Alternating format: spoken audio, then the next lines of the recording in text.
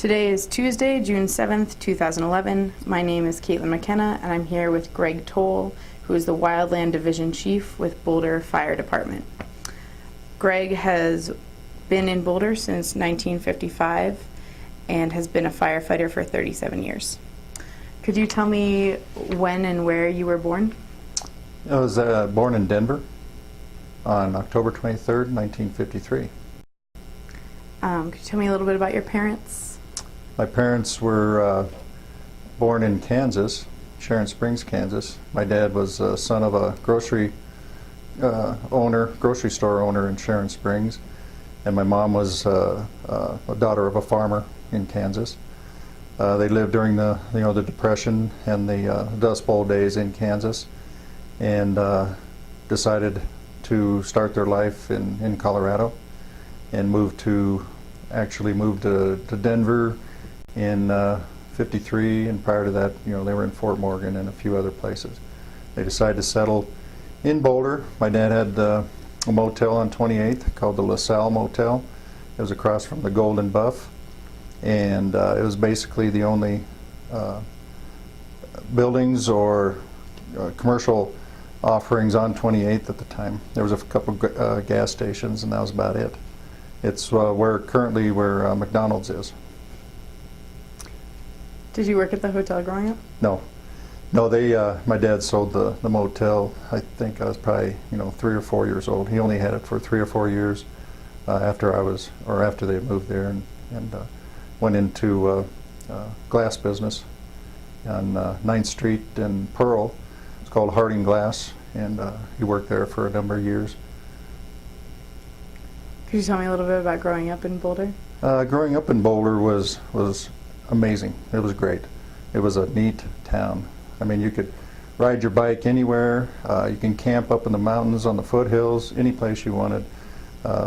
Fishing, there was a lot of lakes, a lot of streams. Most of the development that you see, past 30th was basically swamp ground. It was underwater, probably mostly from Boulder Creek, but all that was swamp area, so we'd go out there and catch fireflies and frogs, and it was a great place to grow up in.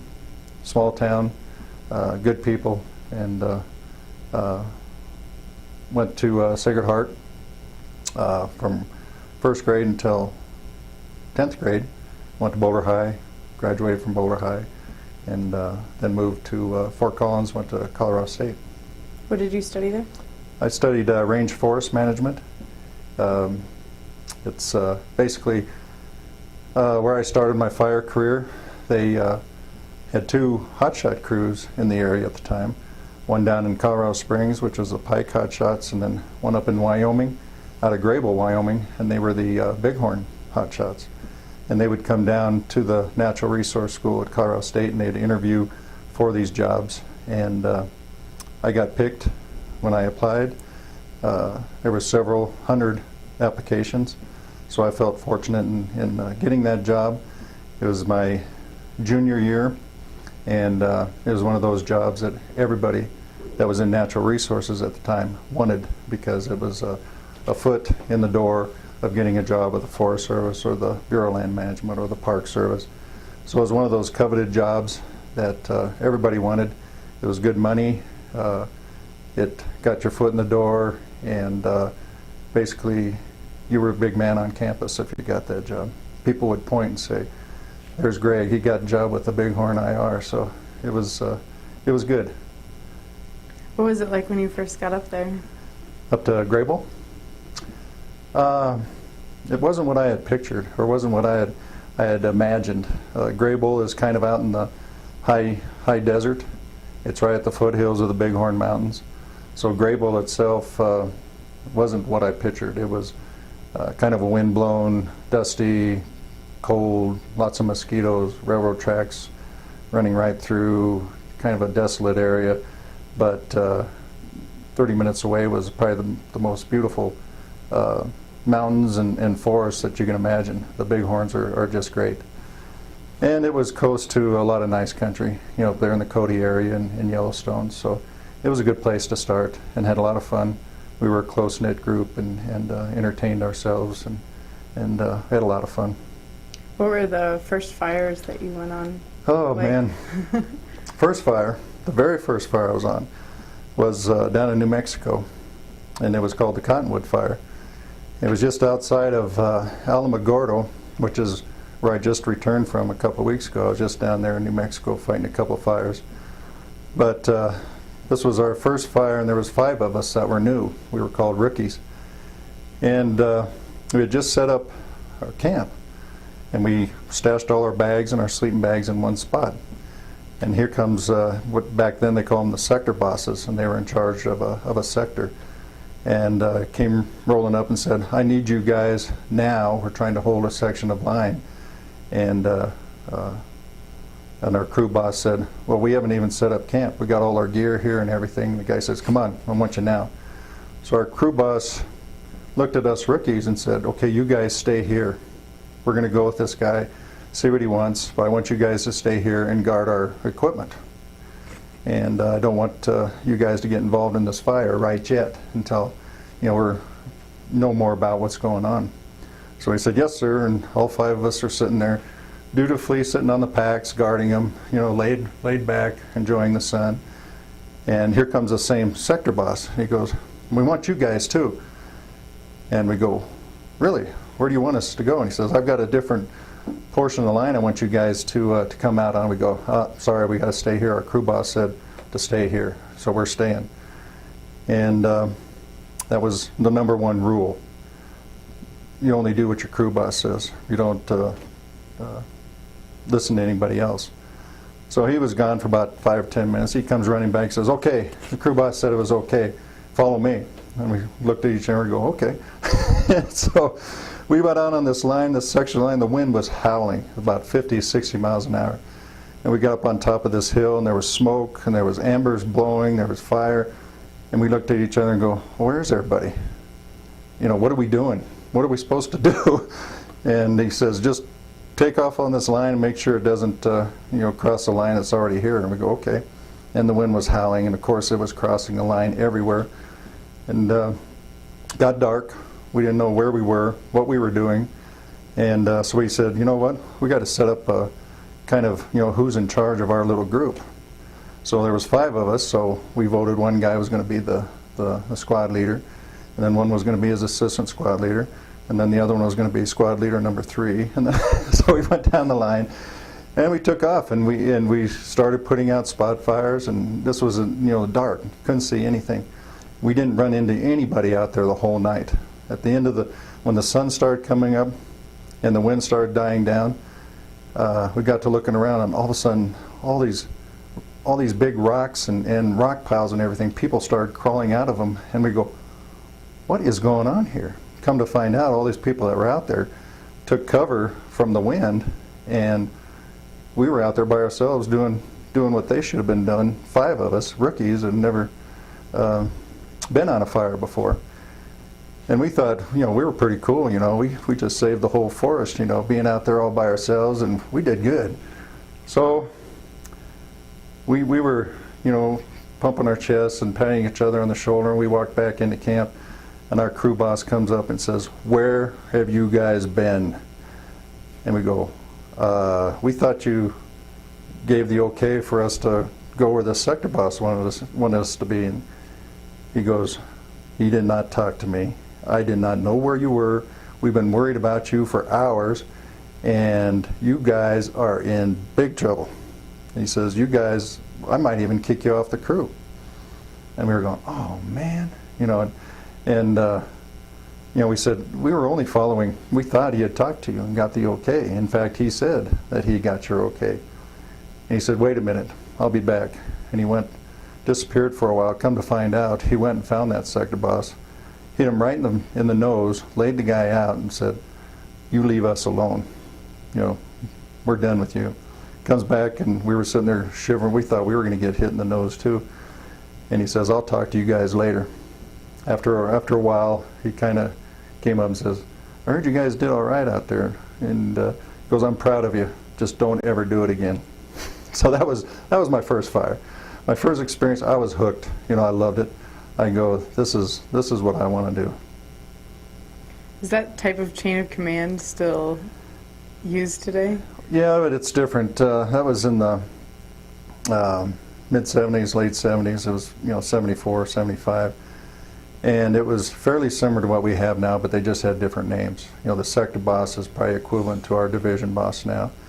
And the fire boss, of course, is like our incident commander. They didn't have division supervisors. Crew bosses were the same. It's just different names, fairly same incident management system, but they just had different names for everything. And it wasn't necessarily span of control. Right now we have the span of control set up where you just supervise either 5 units, 5 pieces of equipment, 5 crews, 5 strike teams or whatever. Back then it was you may be the sector boss and in charge of several units, several resources and things like that. Could you tell me how you moved up through the ranks from there onwards? That I stayed with them for 3 years and was working on what they called the term a squad boss, which is you have a crew of 20 and each squad boss is then in charge of 5 to 6 people, and so there's 3 squad bosses. And I was moving up to be a squad boss, and then decided to get a real job and wanted to get a job with the Forest Service or the Bureau of Land Management. Graduated from college and got a job with the Bureau of Land Management in Grand Junction, Colorado. And at that time, in that office, I was one of the individuals that probably had the most the most fire experience. So they decided to start providing me some more training and chances to go out on fires. So from that point, I was getting experience and training to be a crew boss. Got my crew boss qualifications and was a crew boss for a number of years. And then I moved from crew boss to a strike team leader, and from a strike team leader to division supervisor, and then from a division supervisor to currently I'm a safety officer type 2 qualified and a type 3 incident commander qualified. Could you explain what those type 2 and type 3 the type, qualifications mean? those types are developed pending complexity of the fire, number of resources, some of the other risks at hand. For example, the Fourmile fire that we just experienced a few months ago went from a type 3 fire, which we were involved with, to a type 2, and then evolved to a type 1 because of the complexity just kept growing because of the severity of the fire, the number of homes that were being burnt, and being so close to town. And the type 1 is the big fires, the big political, I guess, driven fires, and they can basically spend as much money as they want and get as many resources and as many people involved as they want. They basically have a blank check, and whatever you need, they can get it. Type 2's one below that, a little less complexity, a little less severity, and less resources, less responsibility as far as spending. And then your type 3 is the smaller, less complex fires that are usually local fires and handled by local people. So what sort of responsibilities do you have as the Wildland Division Chief? My responsibilities with Boulder Fire is managing the wildland aspect of the Boulder Fire Department. Because of the open space that we have in the mountain parks area and all the natural areas that we have around Boulder, the chief, Larry Donner, thought it was prudent to develop a wildland division or a wildland group to address those concerns, to protect the city from a wildfire, to develop plans for it, do the mitigation around the town, to reduce the risks and the hazards. And it's just, that was done in 1991, right after the Black Tiger Fire in 1989. Boulder Fire Department thought, well, it'd be smart if we became a little more pro in our planning and our reaction to fires, and actually develop a wildland division within the department. It was probably one of the first ones in the country, a fire department actually having wildfire people in the department. So they hired a wildfire coordinator, Mark Mullinex, and he was brought in 1991 and started the program, started mitigation program, got everybody in Boulder County involved, developed a lot of training for all the firefighters and all the different departments and districts in Boulder County. So we started the mitigation, starting developing people through training, getting people out on national fires to get their experience, and upgrading equipment. Was all started in 1991 by Mark Mullinex in this fire department. And that was unheard of around the country. So we were kind of the cutting edge, and had numerous places around the country calling us and asking, what are you doing? How are you doing it? Can we do it too? And so it just kind of evolved and got bigger, and what we have now here in Boulder County was basically developed in 1991 by Mark Mullinex. When he left, I got his job. I had it. I worked with him for a number of years before he left. Then I got his job, and we're just trying to continue it and keep it going. So what sort of innovations in terms of firefighting equipment have been made? Here or around? What sorts of innovations have sort of affected this department? I think the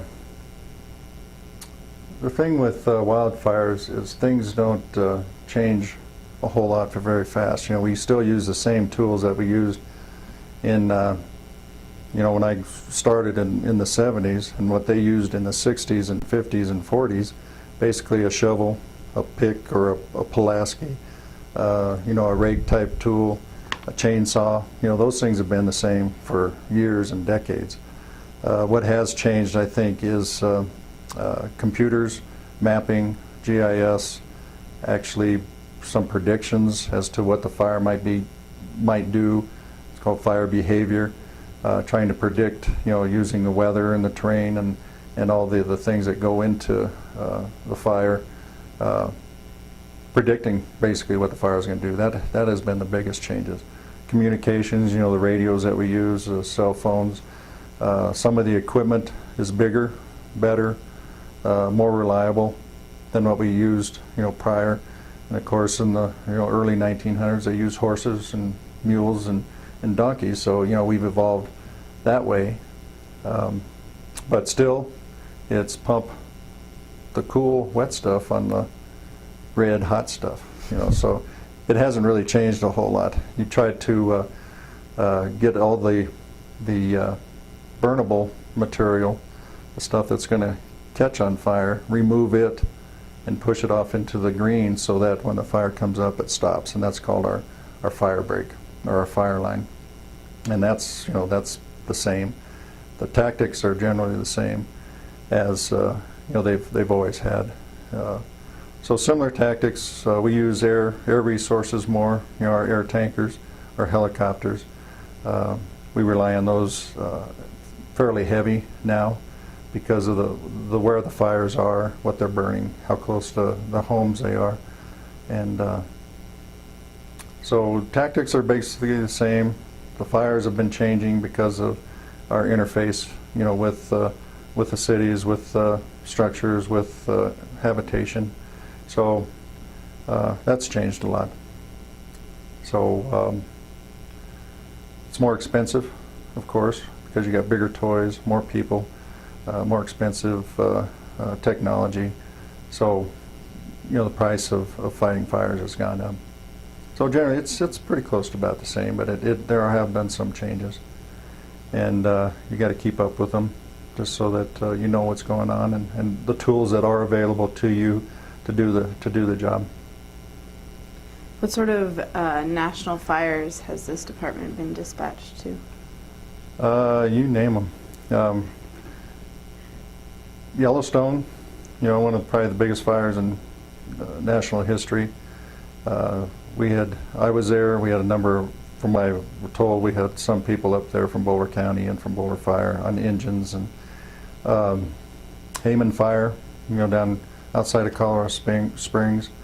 It was a big, national fire, actually.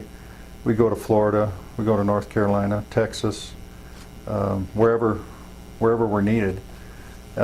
Because in wildland fire, there's a finite number of firefighters and resources available to fight the fires that are occurring around the country. So they developed a national call-up list, and if you've got your qualifications and you've got the experience and you've got your positions, whatever they need, they've got a list of your name and whatever your qualifications are and your equipment. And let's say they need a Type 6 brush truck down in Arizona, they will go down the list and they say, okay, Boulder Fire Department has one. Let's call them to see if they're available. If they're available, then we put a crew together and send them to Arizona. And we do that quite a bit, mainly because it's a terrific training experience, terrific experience in general, and is basically how we developed everybody's qualifications and experience in Boulder County. We developed that basically in Boulder County, trying to get as many people out to these national fires as possible. Not only to help them out, knowing that they will do the same in return. Fourmile, we had folks from Michigan, from New Mexico, from Nevada, from Montana. So it's a finite group, small group.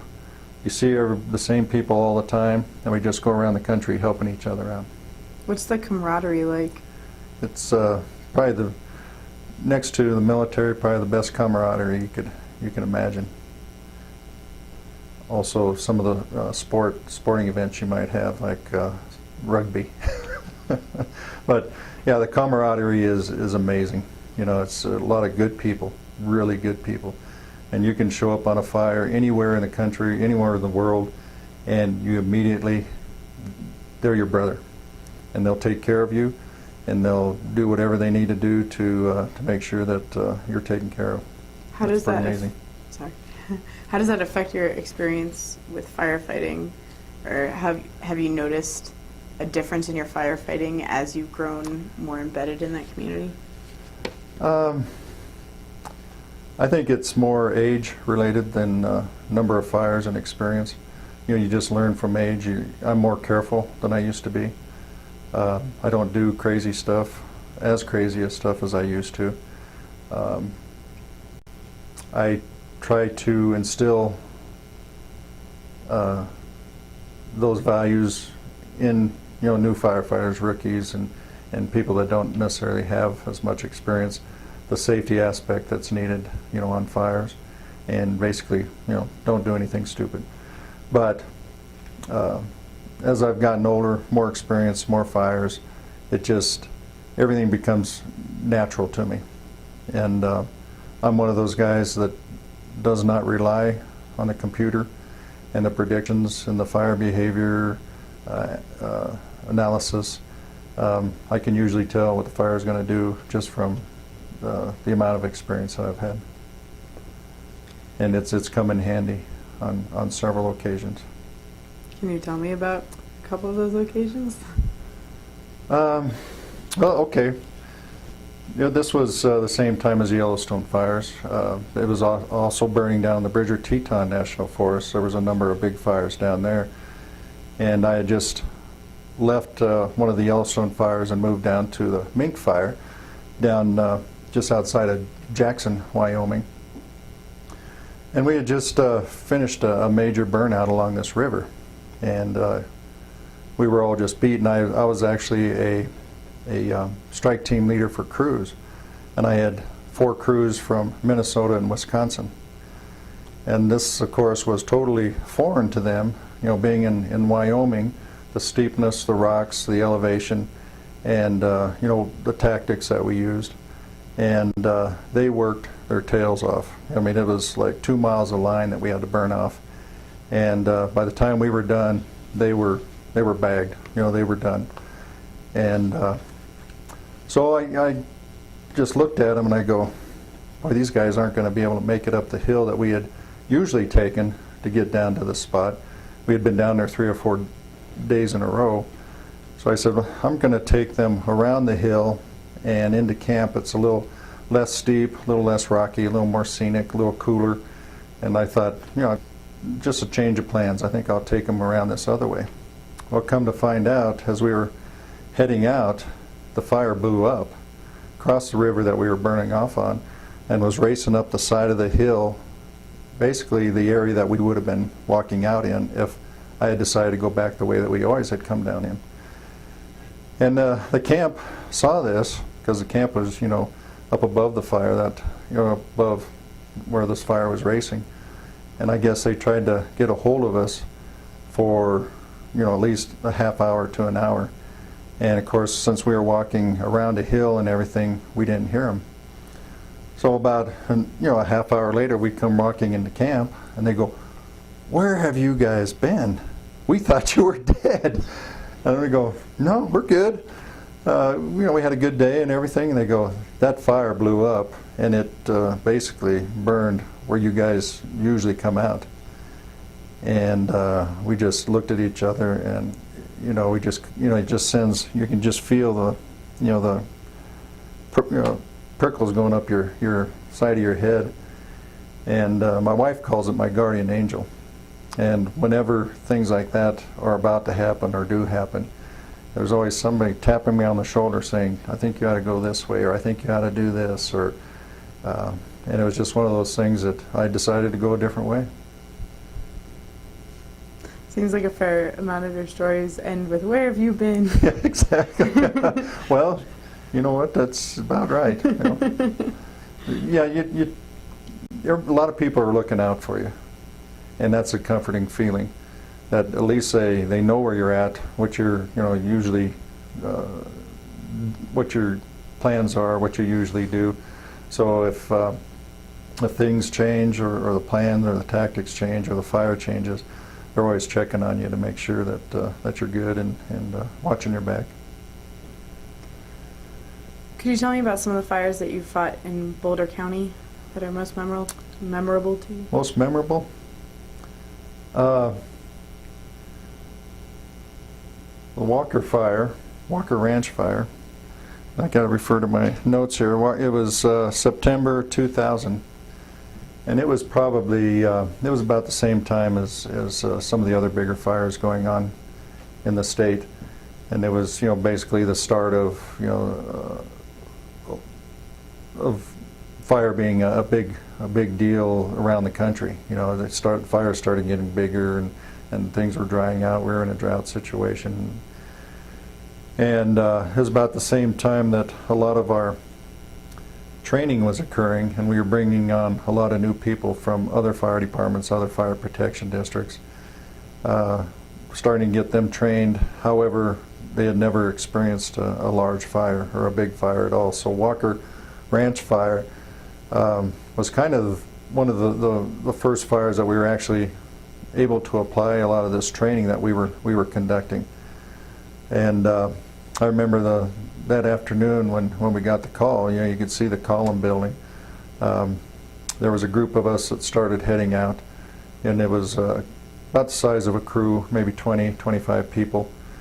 And there was a few of the more experienced guys leading them in, and I was hanging back, making sure everybody made it okay. But out of those 25 people, about 20 of them, this was their first fire, and they were green, and they didn't know what to expect, and they were starting to get a little, you know, nervous, a little freaky, and it was my job to kind of keep them moving in the back. And I remember helping several people out, you know, to help them get to where we were going, because they were just not used to it. They weren't used to carrying the tool, the packs, and the walking, and going up the hills and over rocks. And so, well, we finally made it to it was the east flank of the Walker Fire. There was an east flank and a west flank, And in fire tactics, what you want to do is anchor in. So we anchored in right there on the South Boulder Creek and started flanking it on the east side. The problem was that a lot of these people were inexperienced and didn't really know exactly what to do, how fast to go, how to pace themselves. So we weren't making very good progress. So I basically got up on top of this rock to kind of peer down and keep an eye on them, because the fire was starting to build above them and moving to the east, and I didn't want them to get hooked and fire to come down and hook them and cause problems that way. So I was kind of being the lookout and making sure they were okay. And there was a seat working a single engine air tanker, small tanker, you know, with dropping the retardant. And I think it was probably one of his first fires too, because he was not doing his job. He was dropping it inside the fire. The fire was still burning, of course, and it started to build and started to actually flank and start to hook these guys down below. So I got down off my rock and went down and said, "You guys, you know, you need to hurry. We need to get this line in because the fire is moving on us." And you know, it just couldn't get them going. So I said, "Okay, you guys get into the black, stay there. I'm going to go back up on my rock and keep an eye on the fire for you." Well, I got up there, got situated, and looked around, and I was completely cut off. The fire had completely hooked me, and I couldn't move from that spot. I was completely trapped, right on top of this rock. And it was another one of those deals where I knew I was okay. I had my guardian angel on my shoulder, and I had a good show. I was watching, you know, the fire, and the fire was just right there, and it was burning around me and everything, and I was good. Again, people were calling, "Are you okay up there? Are you okay?" And I go, "Yeah, I'm fine. You know, I'm great." Well, after the fire went through, and I was able to get off of that rock, I looked down to where I was standing, and it was the only unburned spot on that whole knob. Everything was, the trees, everything was black, burned, and I was perfectly fine. I never got hot. I never got too much smoke. I was just standing there. Nice little square. I had a square actually where I was standing, and everything else was burned. But anyway, it was a good fire in that we actually got people involved. We got good experience. A lot of the people that were part of that crew are right now some of the lead folks in the county relative to wildfire. And so it was an eye opener for them. They got to see, you know, what was involved in fire. Got them, you know, scared and respecting fire, because they were in the black when the fire was, you know, burning all around them. And I think it was an eye opener for them, but they turned out to be some of the, you know, the better firefighters that we currently have in the county. And it was one of those fires that actually tested what we were trying to develop in Boulder County and the city of, you know, Boulder, was our crews, our, you know, the incident management system, our training, and actually we were able to learn a lot from that and take from that in developing other training and things that we needed to concentrate on. You spoke a little bit earlier about the Black Tiger Fire being a catalyst for this department. Yeah. Did you fight in the Black Tiger Fire? No, that was in 1989. I didn't get here till 91. I actually resigned from Bureau of Land Management. I was in Durango, Colorado at the time, and took a job as open space superintendent. And Mark Mullinex was an ex-Bureau of Land Management employee too, so as soon as I took the job and moved back to Boulder, he took me, you know, basically under his arm and said, you know, you got to help me develop this this program with the fire department and in the county. And you know, I hope I get your support, you know, you being the, you know, superintendent of open space, in putting this program together. So so it was 1991 when we really started going heavy into mitigation and working, you know, in the open space properties and mountain parks properties, and developing the training and everything. So that was 2 years after Black Tiger, but it Black Tiger opened a lot of people's eyes in Boulder County because of the number of homes that were burned, that we needed to do something. We needed to come up with plans. We needed to come up with some mitigation efforts, and so that's basically how it started. And we really didn't have, or the fire department only had Mark for I don't know how many years before they actually hired another person. And then it was '98 when they hired me, the Boulder Fire Department. I moved from the open space to the fire department in '98, and that's when we started. We hired some crews. We got a mitigation crew. We put burn plans together. We actually did controlled burns on open space and mountain parks, and it's basically where it all started. Since 1998, could you tell me some of the major fires that you've been on in Boulder County? There was the Old Stage Fire there was one in 1990, there was one in 2005, and there was one in 2009, and I believe there was another one at some point, but I didn't register. So I was on, of course I wasn't on the one in 1990, but I was on the one in 2005 and 2009, and those are the Old Stage Fires that basically burned the same area 3 times, mostly wind-driven. It was during a wind episode, and raced across the top of the hills and down into the flats and out onto the prairie. There was, of course, the Wonderland Fire was just behind those homes there in Wonderland Hills area, and that was about a couple hundred acres. I was on that. There was one in El Dorado Springs, probably about 100 acres. Same time as the Bobcat Gulch Fire outside of Loveland, and the Hayman Fire. So we were kind of in between the two, thinking that it was our turn, and we had a fire start in just above El Dorado Springs, and but we caught that because of the resources that were in the area, the retardant and the air tankers, that we were able to grab an air tanker right away and basically put a knock on it. Of course, the Fourmile Fire, the Dome Fire, number of fires up at Left Hand, number of fires along 36, going towards the Lions. Had a big fire, what was that, Rock Creek area, it was a grass fire. A lot of small fires, single tree fires, but the bigger ones, the Old Stage, the Walker, the 4 Mile, the Dome, the Wonderland, and for some reason I was on all of those. Could you tell me about the day the 4 Mile Fire started? Yes. Okay, yeah. I had to, go back a little bit. It was the day before was hot, dry, and the wind was starting to pick up. And I think that was Labor Day. I turned to my wife and I said, "We're going to have a fire today." And she goes, "No, you're not. It's going to be tomorrow." I go, "Nope. If we have one, it's going to be today." A lot of people out. The conditions are perfect. Everything's hot. It's dry. We haven't had rain. And of course, nothing happened. So I go, "Okay, we're good." So the next day, we were supposed to be in Fort Collins to meet my son coming down from Laramie. We were going to go out to dinner and just spend the day up there.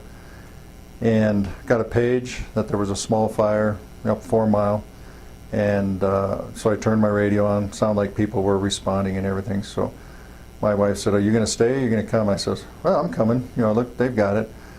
So I just started out the door, and my wife says, "No, I think you better stay," because I was kind of getting nervous, and she can recognize the fact that I really want to stay, and I probably should stay, and I start getting nervous and everything. She goes, "I think you better stay." I go, No, it's going to be good. Let's go to Fort Collins."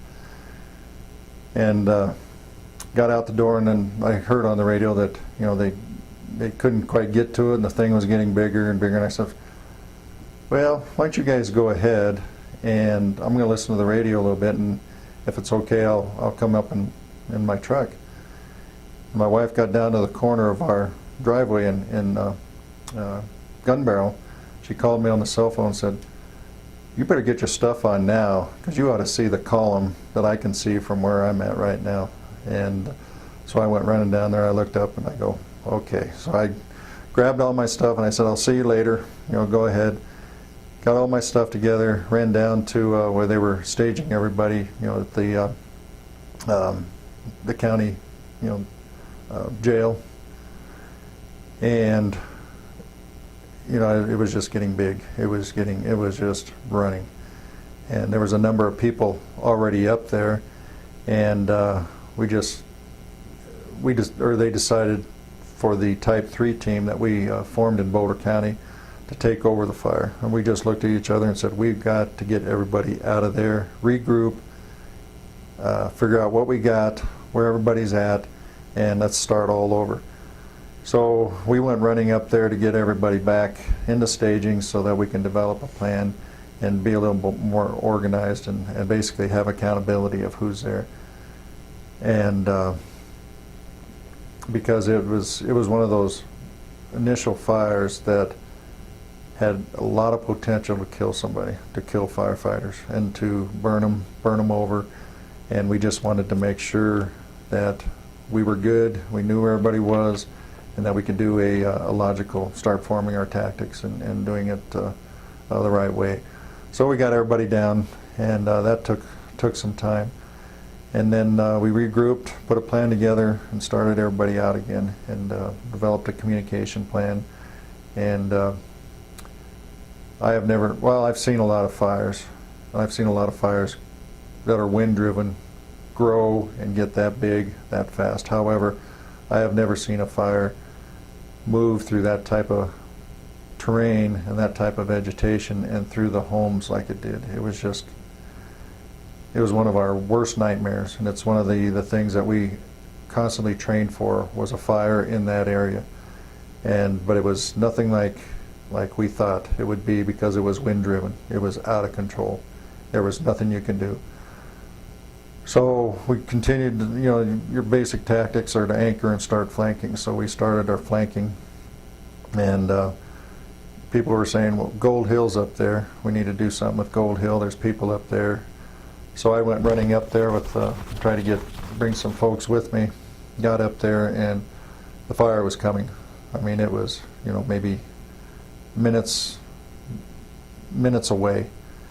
And we had a number of trucks up there, engines and people. And, I looked at it and I go, we're not going to be able to stop this thing. I mean, it's just chugging, and it's coming up that canyon and that draw. The wind is blowing right up it.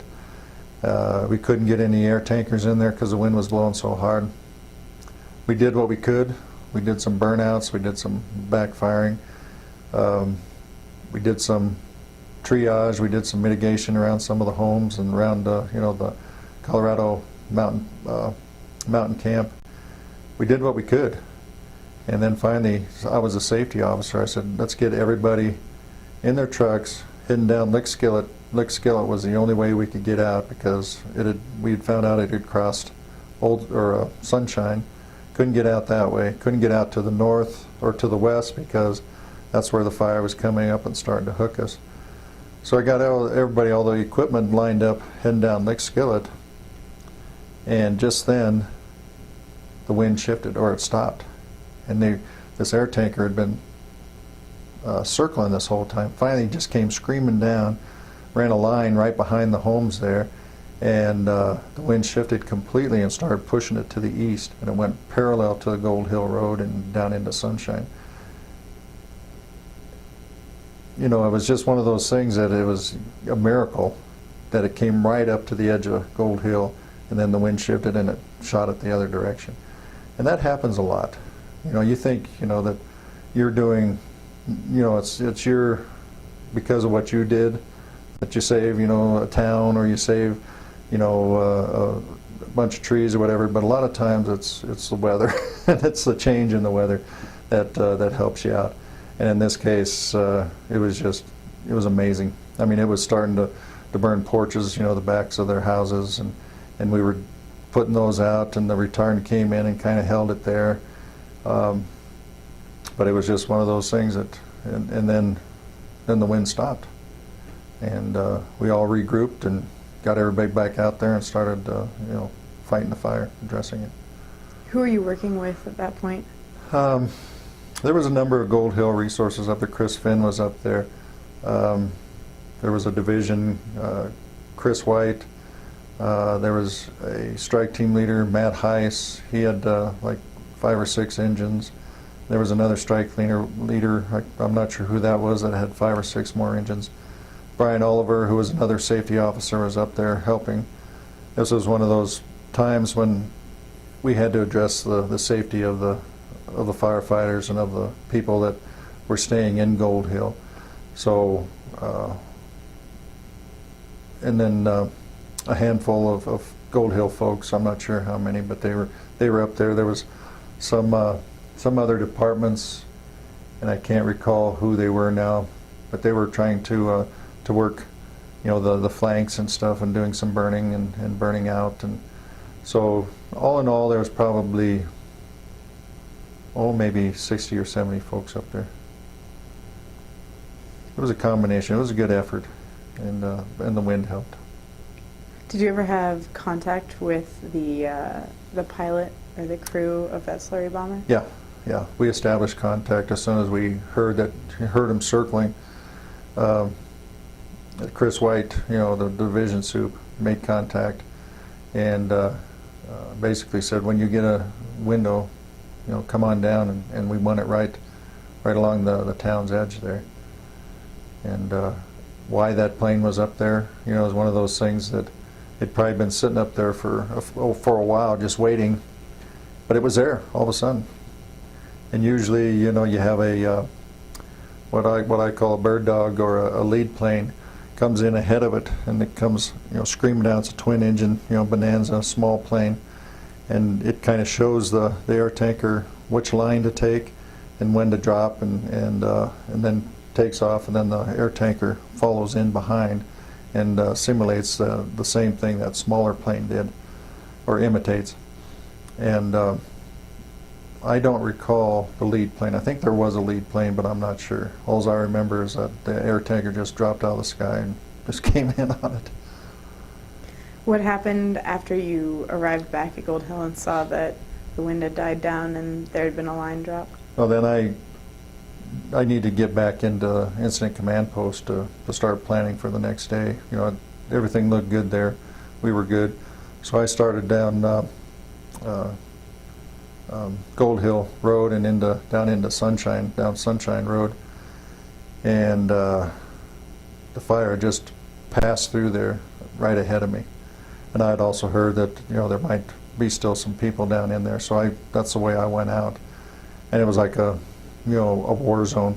It was fire everywhere, houses on fire, and smoke. I could barely see, but again, I felt that was probably the best way for me to get out of there and back into town.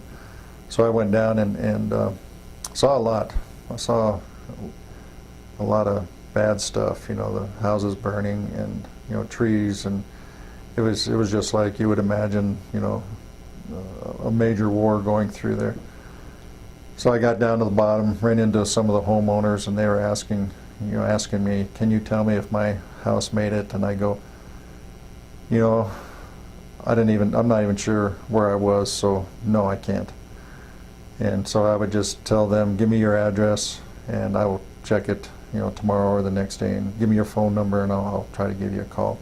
So there was about 3 or 4 people that I ran into that I took their names and numbers and their addresses, and was able to tell them later, if their homes made it or not.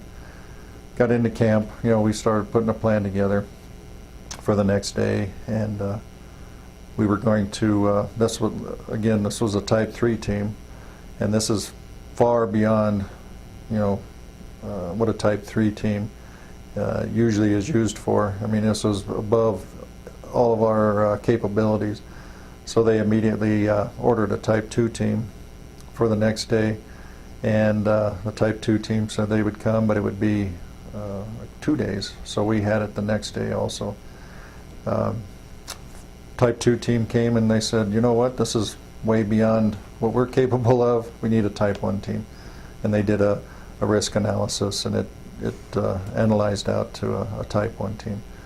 And that way we have more access to more money, to FEMA money and things like that. So it then went to a type 1 team a day or two later. So went from a type 3 to a type 1 team probably in about 4 days, which is pretty quick. And when people have described this to me before, and I think in the newspapers, they would say, you know, volunteer firefighters, Boulder County firefighters, state firefighters, federal firefighters. Is that roughly equivalent to type 3, type 2, type 1, or are they just misunderstanding what happened? No, there's no level in, say, volunteers compared to state compared to federal. There's no necessarily any levels there. They're all firefighters. But each department or district, whether they're volunteer, state, federal, have different levels. Say in the federal, you have your type 1 crews, which are your hotshot crews, and then you have your type 2 crews, which are a step below, and then each, the state has similar crews like that, or similar equipment that are typed the same, and also the volunteers or professional or permanent fire departments or fire protection districts. All the typing is the same. It's got to be the same in order to relate to each other and have the same comparisons and have the same communication. So me as a manager, when I order a type 2 crew, it doesn't matter where they come from. They can be all volunteers, they can be all federal, they can be all state, they can be a mix. What you're getting is a type 2 crew, and they got to meet those qualifications or those levels of experience and equipment and things like that. Your type 1 crews, of course, are the ones that you bring in if you got it's not a tough fire, because they're the ones that, you know, kind of like the special forces. They come in and they take all the tough jobs and the tough areas and the higher degree of complex tactics. You know, they do the burning, they do the building the line, you know, downhill or up rocks or whatever. But you know when you order a type 1 crew, whether they're a mix of volunteer, state, and feds, or all feds or whatever, you're getting a type 1 crew. So they're all typed so that you know what you're getting. Same with equipment, same with air resources, helicopters, planes. They're all typed a certain way so you know what you're getting when you order it. Who made the call to bring in type 2 and then type 1? The sheriff. The sheriff in Colorado is the fire warden, and they basically are responsible for all wildfires in the state of, or in their county. So yeah, it was with collaboration with the type 3 team and with the fire chiefs and the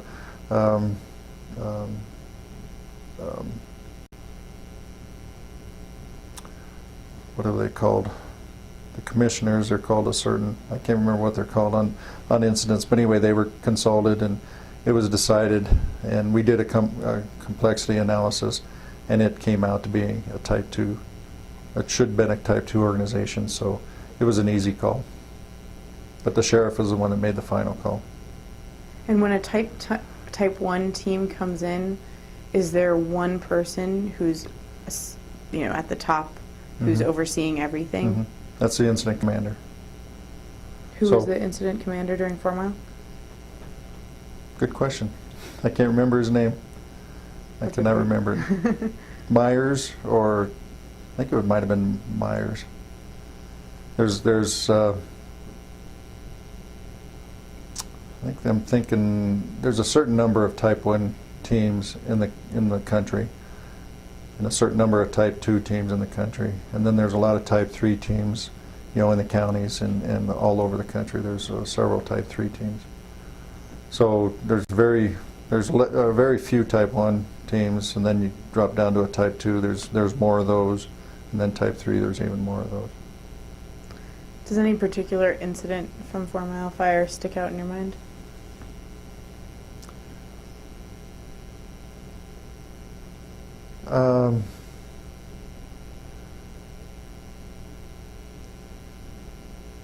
Well, the fact that it wasn't a specific incident, but the fact that there was no injuries 0 injuries, not even a, well, there was a, I think one of our guys broke their finger, but it was, you know, it wasn't because of the fire, but I think that was about the only injury that we had on the whole fire.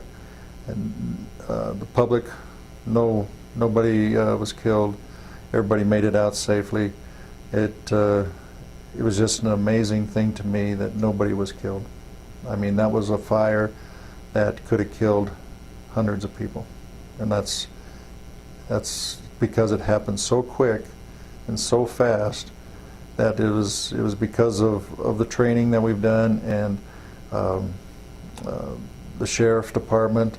It was a major coordinated deal to keep it that nobody got injured. Does that make sense? Yeah. I mean, it was a coordinated effort that was truly amazing, and it worked. Luckily, you know, we had several fires prior to that to give us that experience, and because a lot of us have gone out around the country dealing with similar situations in other states, other counties or whatever, that we were able to, we realized this is what we got, this is what we got to do, this is how we got to do it. And by getting that experience around the country has probably the biggest benefit that this county and fire departments and everybody involved has done over the years, is to get out and get that training experience on somebody else's fires. Because we knew we would have a big one someday, and it paid off. I'm going to switch this tape out.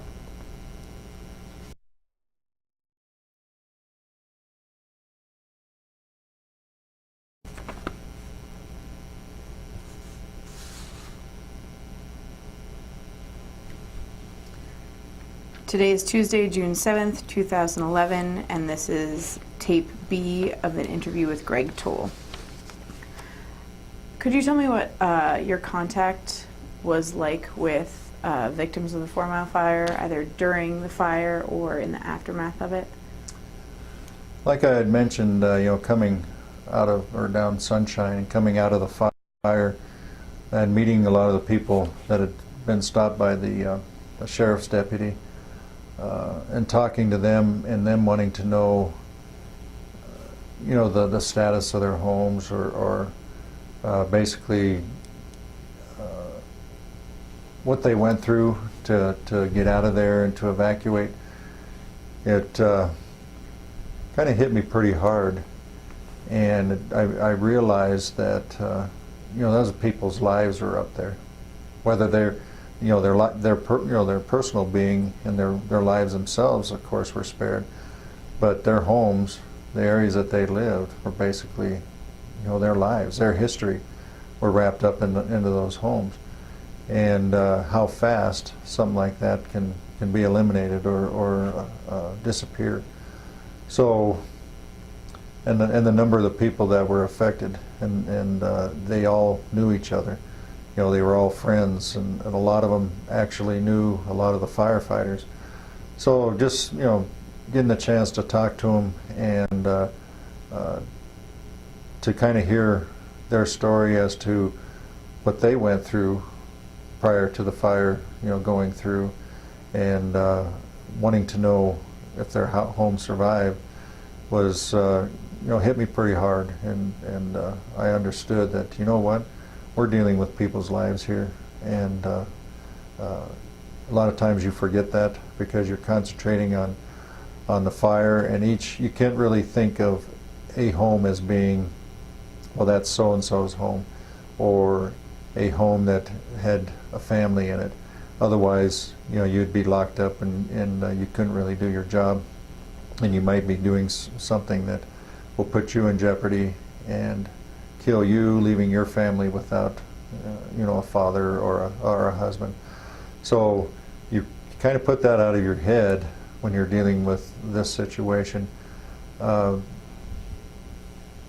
so when you talk to the people that own these homes, it kind of gives you a wake-up call and say, yeah, there were people, homes destroyed, and they're going to have to start all over. And they lost everything. They lost photographs. They lost their history. Lost their areas that their kids played in. And but you always come back and they always say, but you know what? We're alive. Everybody is accounted for. We can always start over. We'll be okay. And that, that's, I don't know if I'd be able to say that or not. You kind of think about a lot of stuff like that. And it was, talking to them and the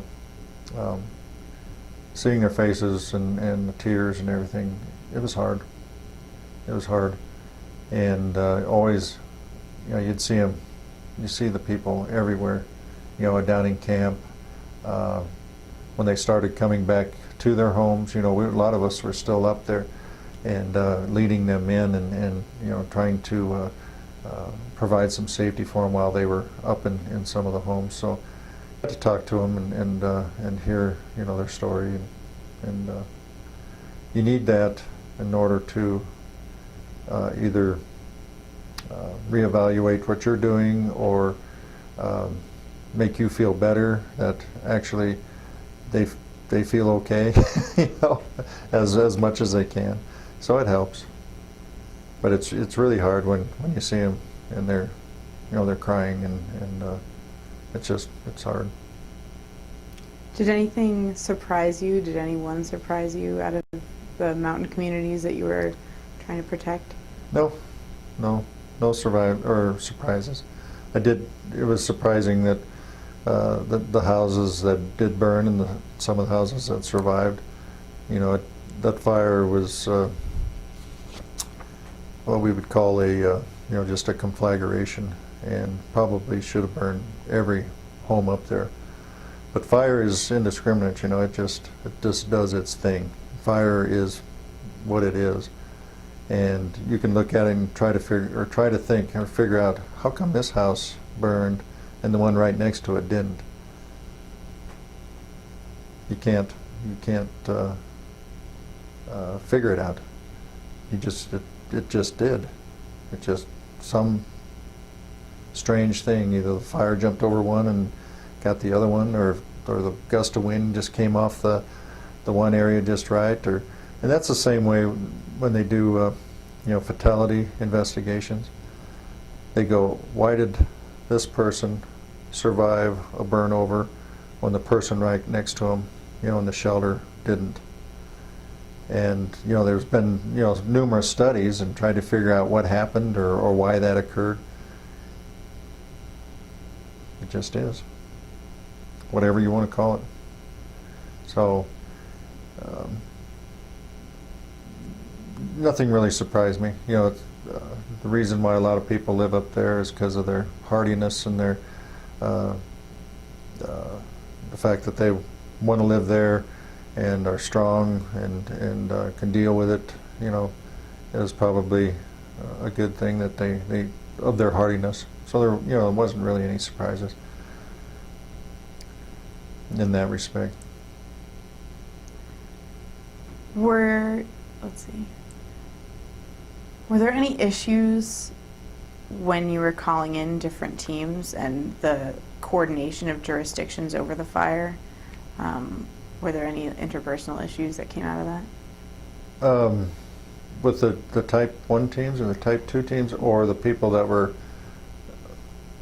the initial attack responders, the various districts and departments? Just the transition, I guess, from being an all-volunteer fought fire upwards. I didn't see any. No. There might have been, but I didn't see any. It was my job to try to make that meld and to make it easy for everybody. It's hard for somebody to accept the fact that there's somebody coming in from out of the area to take over the fire that they were initially on, and this is our district, this is our area, this is our territory, but you got to accept the fact that you can't do it alone. You can't do it alone. And there might have been, but I didn't witness any. Moving away from the Fourmile fire, could you tell me a little bit about your experience with air response? That was kind of the area that I was kind of being directed to by some of the people in the BLM, was to get into the air operations side. So I started, training. Some of my training and assignments were relative to helicopters and air tankers. One story was, I was running the air base up in Grable, Wyoming. It's a giant air tanker base where they come in, refuel, put on retardant, and then we tell them where to go, to tie in with this contact or go to this fire. And this was during the Yellowstone fires. And there was two major fires north of us in Montana. There was a major fire in the Bighorns to the east, and then there was Yellowstone going. So I was running this air tanker base in Grable, Wyoming, which is a fairly small airport, but it's one of the bigger, at that time, one of the bigger air tanker bases. And I had 8 air tankers that I was managing, and it was basically, I had them on a daisy string, which means that they would fly around, circle, they would land, take on fuel and retardant, take off. It was like an aircraft carrier. So I was out there managing this while the Yellowstone fires and all these other fires were going. So I had upwards of, actually I might have had 12 air tankers there, and trying to, I was by myself, and coordinating all that and everything. That was probably the most fun I had. However, the base itself, being out there on the tarmac, was 120 degrees, and it was hot. We were pumping what we call retardant, we call it mud, so we were pumping mud constantly. And during that 1 week, this tanker base pumped 1 million gallons of retardant, which was a new record.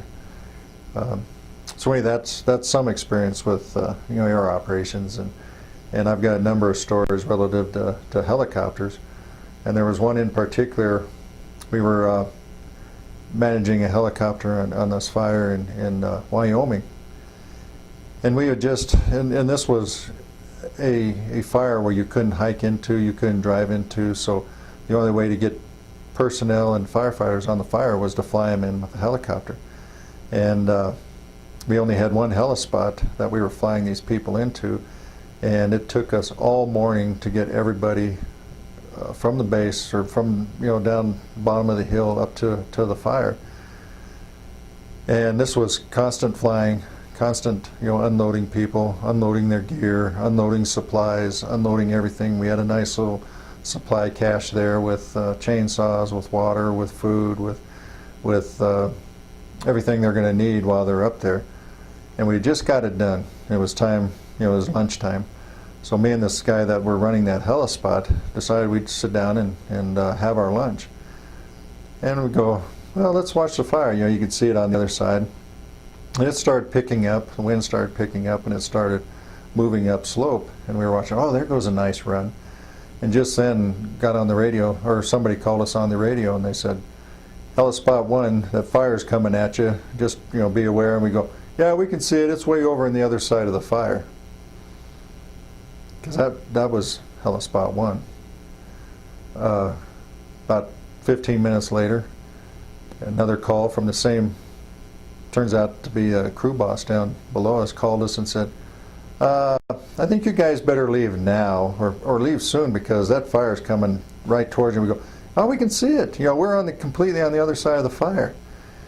And all of a sudden, here comes a helicopter, flew over the top of us and said, you guys get out of there now. And we stood up, looked behind us, and there was a wall of fire right there. It was the same thing that was occurring on the other side was occurring on the side that we were on. And we just looked at each other, and for some reason we thought, well, let's grab all the gas and chainsaws, because number one, chainsaws are expensive, and we didn't want the gas exploding. So that's what we picked up, were chainsaws and gas. So here we are carrying gas and chainsaws, of course the things that are going to explode, And we were running as fast as we could to get into the black. And, you know, running, tripping, carrying these things. I'm surprised we even were able to carry them. We made it into the black, and we look back and we go, holy cow. And then we look down and we go, what are we doing carrying this gas and chainsaw? So anyway, the fire went racing by us. We were in the black. We were in good. We were safe. And we said, well, let's go back and look and see where we were. We went up there, and there was nothing left. It was completely ash. It was black. Everything, all the supplies, everything that we had up there was consumed. And it was just like, again, a fraction of a second that we were able to get out of there in time. So I just, you know, it's one of those things that you kind of feel stupid and foolish because people were warning you and yelling at you, and you're just sitting there going, "Oh, we can see it. You know, it's clear over on the other side," and not even thinking that the fire was doing the same thing on the side that you were on. And we had a good laugh, and we felt pretty good. We were alive. We laughed at what the things that we decided to carry out of there. Yeah. Would you have made a different choice if you could go back and do that again? Yeah, I'd probably grab food. No, I think we probably would have listened, or at least stood up and looked around. But we were, you know, we were done in. We were tired. We just wanted to sit there and watch the fire. And it's one of those things. I was a lot younger at the time, and go, well, that was close. That's how it always happens. It's always close. You know, it's never going to get me. It's never going to catch me or anything. Have you studied fire since you've? Well, there's a gentleman by the name of Paul Gleason, and he became world renowned, especially renowned in the western states as being a fire behavior guru, and he's the one that developed the LCES standards, which is lookout, communications, escape routes, safety zones. He developed that, but he was a true pioneer on you know, fire behavior, studying fire, knowing fire, and he worked in this area, so we got to know him. And one of the things that was imprinted on my mind was that he always said, be a student of fire. In other words, know all about it, learn from your experiences, learn what you're seeing out there watching fire, and just be a student of it. Well, early on in our progression as a fire program, in order to justify doing prescribed fires or controlled burns in Boulder County, especially behind people's homes and very close to the city of Boulder, we wanted to do a study and demonstrate to people how often we have, or in the past, how often big fires were, you know, the history of Boulder County. You know, how often did fires come through, and how big were they? And so we thought that would be able to prove the fact that this is a fire environment, this is a fire community, and you need fire every so often to keep the forests healthy, to enhance their health, and so that's what we wanted to do. So we went to Tom Veblen with the geography department at CU, and he put together this study that he would go out and get old fire scars, you know, old trees, old snags that were still standing, or even some of the bigger logs still on the ground, or stumps, and he would cut out a pie, which is, you know, similar to what's down there by my file, and then you'd cut it out in the cat face, or where the fire, you know, had burned, and you can tell where the fire actually, you know, burned the tree or the snag or the stump. Cut that piece out, and was actually able to determine when that fire occurred there in history, you know, by looking at the growth rings. So he did a study, and then he presented it to us, and basically determined that a lot of the fires that occurred in Boulder County were started by the Indians, or what we call anthropological fires. There was a number of reasons why the Native Americans, started these fires, but a lot of the reasons were, hunting. It burned off the vegetation, and they soon discovered that the animals would immediately come back, once the green sprouts and the green grass and the trees would come back, that they could just sit there when it started greening up, and the buffalo would start coming back, congregating into these areas, the elk and the deer. So they did it in large scale, just to get rid of the dead vegetation and start that new growth in the sprouts, and enticing their food supply into these areas, and they could just pick them off. They also used the fires to burn out some of their historical enemies. It provided screens for them to make their escape, or to push these fires to where they're camped or whatever. It was used as a weapon. It was also used for communication, amongst each other, to light a fire, to show them where they were, or communicate something. So the Native Americans used fire in Boulder County, in this Front Range, and a lot. And that's what they were able to determine. A lot of those fire scars were originated, in the 1600s, 1700s, about the same time that there was, large population of Indians in the area. But then they were also able to determine, once European settlers came in, they call it the Euro-American settlement, that there was also started to see a lot of large fires too. And what the Euro settlers did, they came in as miners and to develop the areas, so they were burning off the hillsides in order to see where the mineral deposits were, because they can look up on the hillside after burning it off and say, okay, this is, looks like a good spot to look for gold or whatever. And they would also use it to clear off, for farming and produce, food, and for grazing. So there was an increase of fire in that respect too.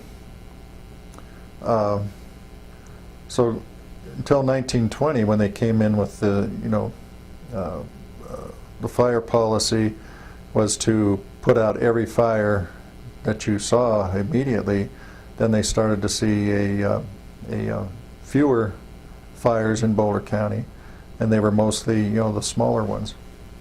So he was able to develop a fire return interval, which means when the fire, what to expect when fires should, or how many years between a major fire or a natural fire that came through, or how often was it burned, by whoever. And they were able to determine that it was about every 5 to 15 years. So what we were able then to demonstrate was that this ecosystem, this fire that needs fire, needs to burn about every 5 to 15, 20 years. Otherwise, you're going to start getting bigger fires, more catastrophic fires, unhealthy forests, where disease and insects start coming in. And so that's how we were able to convince people that we needed to thin these areas out and then follow it with prescribed fire. So I think that helped us in our fire program in Boulder County, because a lot of the different jurisdictions do use fire as a tool to reduce the fuels, to create healthier forests. And I think maybe Fourmile and some of the others were a good example of areas that you couldn't go in and treat and burn because of the development of the homes and everything. So consequently, we had a large buildup of a high density of trees, a lot of unhealthy trees. So that contributed a lot to the Fourmile fire. And a lot of the districts, volunteers, fire departments have mitigation programs going to do the thinning to reduce the fuel loads, but there is so much that it would take several years in order to keep up. And it was kind of demonstrated on the 4 mile that some of the areas that had been treated with thinning actually did some good. So that's kind of my advertisement, I guess. But it's just kind of interesting to kind of know the history of fire, be a student of fire. Is this an area that has burned in the past, and how frequently, and is this natural? Is this due to climate change or what? In reality, no, this has always burned. This has always been, big fires along the Front Range of Colorado. And over history, you have to go way back. And, Lewis and Clark, or Fremont and Pike, who came through this country, were always seeing big columns of smoke in their journals. They were noting, big fires burning as they, went through. And so it's historical, and it's an area that will burn eventually. Is it fairly common for wildland fires now to physically fight these fires that have gotten out of control, but then defend their existence and the need for them? Yeah, even more so. Because you can say, well, you can either get this done through a wildfire that you have no control over, or do a prescribed, small prescribed burns, controlled burns that you do have control over, and do the same thing. Has that opinion existed ever since you've been a firefighter? No, it's just been recent. People are especially in Boulder County, I think they understand. They know, and they know that it's better to do a controlled burn, do mitigation, do thinning, and deal with it now when you have control over it, rather than waiting for a wildfire to go through and having no control and indiscriminate burning and bad consequences. So I know when we were doing a lot of our prescribed fires, in Shanahan Ridge or above Chautauqua or over here, above Beechcraft and some of those areas, people would come up and say, "Is that all you're going to burn?" They were wanting to see more because they saw the benefits and the reasons why we were doing it, and would like to have seen, more being done to provide, that protection for them, also to enhance the grasses, the vegetation, to burn out the weeds, to eliminate the bugs and the diseases and things like that. It's nature is an amazing thing, and if you leave it alone, it does all right. But sometimes when you leave it alone, it does a lot of things that humans don't care for, like large fires, large bug infestations, large areas of disease.